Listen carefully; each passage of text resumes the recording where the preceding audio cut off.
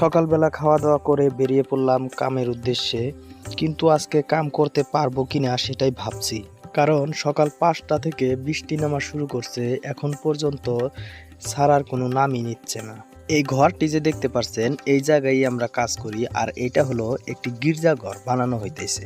এখানে প্লাস্টিক গুলো যে দেখতে পাচ্ছেন, এগুলো আমরা কালকে ঢালাই করেছি, আর কালকেও বৃষ্টি নামছিল, যার কারণে এই প্লাস্টিক দিয়ে ঢেকে দিছিলাম যাতে বৃষ্টির নামে খারাপ না হয়ে যায়। আমি আজকে কি কি কাজ করি এই ভিডিওর মধ্যে আপনারা সবটাই দেখতে পারবেন। তো বৃষ্টিটাও ছেড়ে গেছে, আমি এখানে একাই রয়েছি, এখনো কেউ কাজ করতে আসেনি। তারা আসলে রুমের মধ্যে কি করছে, এখন বেলা বাজে প্রায় 8টা। আমি যে এখানে কাজে আসছি সেটা হয়তো আপনারা অনেকেই জানেন যে অরুণাচল প্রদেশের একটি পাহাড়ি অঞ্চলে। আপনারা হয়তো ভিডিওর মধ্যে দেখতে পাচ্ছেন আমার মাথার চুলগুলো কত বড় বড় হয়ে গেছে, আর এখানকার আশেপাশে কোনো দোকান নেই বা বাজার নেই, যার কারণে চুলগুলো কিন্তু কাটতে পারছি না। তো আমি রুমে আসলাম, রুমে এসে দেখি কেউ বসে আছে আবার কেউ শুয়ে আছে। তাদেরকে বললাম যে বৃষ্টি ছাড়ছে, চলো কাজ করা যাবে। তারপর সবাই মিলে কাজে আসলাম। এখানে যে প্লাস্টিকগুলো বিছানো হয়েছিল সেগুলো উঠিয়ে দিছি। এখন দেখতে পাচ্ছেন এখানে আমরা কালকে ঢালাই দিছি, আর এখানে গিট্টি বালু সব মাপা হইলো, প্রায় মাপার শেষের দিকে। এখন এখানে সিমেন্ট দিয়ে মিলাবো এবং ওই পাশে ঢালাই করব। কিভাবে ঢালাই মশলা সিমেন্ট দিয়ে মিক্স করি সব কিছুই ভিডিওর মধ্যে আপনাদেরকে দেখাবো। এখানে মাপা কমপ্লিট হয়ে গেছে, এখন সিমেন্ট দিয়ে মিক্স করব।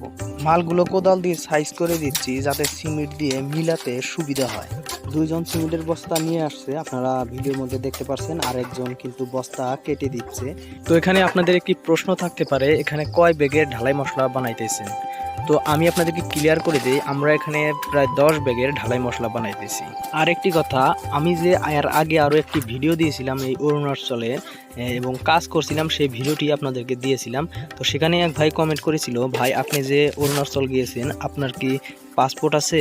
তো সেই ভাইকেই আমি বলছি, এখানে আসলে বিনা পাসপোর্টে কাউকেই ঢুকতে দেওয়া হয় না। তো আপনারা যদি কেউ আসেন এই অরুণাচলে, তাহলে অবশ্যই পাসপোর্ট বানিয়ে তারপরে আসবেন। আর যদি বিনা পাসপোর্টে আসেন তাহলে কিন্তু বড়সড় বিপদে পড়তে পারেন। তো এখন সিমেন্টের বস্তাগুলো ঢেলে দিচ্ছি, ঢেলে দিয়ে কোদাল দিয়ে মিলাবো। সিমেন্টের বস্তাগুলো ঢালা হয়ে গেল। তো এখন আমি বেশি কথা বলবো না, আপনারা দেখতে থাকেন আমি কি কাজ করি।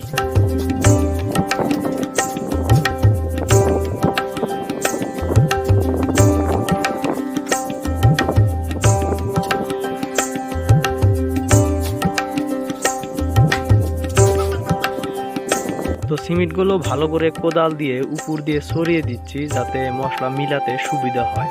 আজকে কাম করেও খুবই ভালো লাগছে, কারণ আজকের দিনটা খুবই ঠান্ডা ঠান্ডা দিন। আমার মতো কারা কারা এসব রাজের কাজ করেন তারা অবশ্যই কমেন্টে জানাবেন। সিমেন্ট উপর দিয়ে ছড়িয়ে দেওয়া হয়েছে, এখন হাল দিব। তো ভিডিওর মধ্যে আপনারা যে দুজনকে দেখতে পাচ্ছেন তারা এখানকারই বাসিন্দা, এখানেই থাকে, আমাদের সাথে কাজ করছে তারাও। এখন আমরাও হাল দিমু, আমরা দুজনে দিমু। তো আমার মনে হয় রাজমিস্ত্রি কাজের মধ্যে সব থেকে কষ্টের কাজ হলো এই ঢালাই মশলা হাল দেওয়া। আপনাদের কোনটা সবচেয়ে কষ্টের কাজ বেশি মনে হয় কমেন্টে অবশ্যই জানাবেন। আমি জানি এই ভিডিওটা অধিকাংশই যারা রাজমিস্ত্রি বা রাজের কাজ করে তারাই দেখবে। তো সেই জন্যই আমি বললাম যে এই রাজমিস্ত্রি কাজের মধ্যে সবচেয়ে কষ্টের কাজ আপনার কাছে কোনটি মনে হয়? আমার কাছে তো মনে হয় এই ঢালাই মশলা হাল দেওয়া। তো আর বেশি কথা বলি না, দেখতে থাকেন আমরা কিভাবে মশলাটা মিলাই।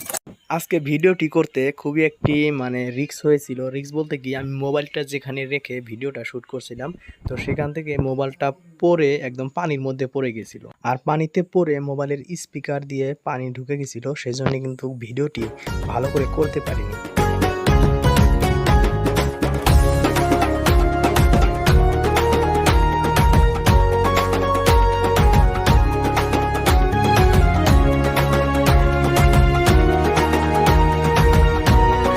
তো মশলা মিলানো হয়ে গেছে, এখন এখানে পানি দিয়ে মিলিয়ে ঢালাই শুরু করব। তো দেখতে পাচ্ছেন ঢালাই কিন্তু শুরু হয়ে গেছে। আমি পেঁচা দিয়ে কড়াইতে ভরে দিচ্ছি আর তারা নিয়ে সেখানে ঢেলে দিচ্ছে। আজকের ভিডিও এখানেই শেষ করছি, কারণ আপনাদেরকে বললাম না আমার মোবাইলটা সেখান থেকে পড়ে গেছিল, যার কারণে ভিডিও আর করতে পারলাম না। তো সবাই ভালো থাকবেন, সুস্থ থাকবেন, আর আমাদের চ্যানেলটি যারা এখনো সাবস্ক্রাইব করেননি তারা অবশ্যই সাবস্ক্রাইব করবেন। ধন্যবাদ।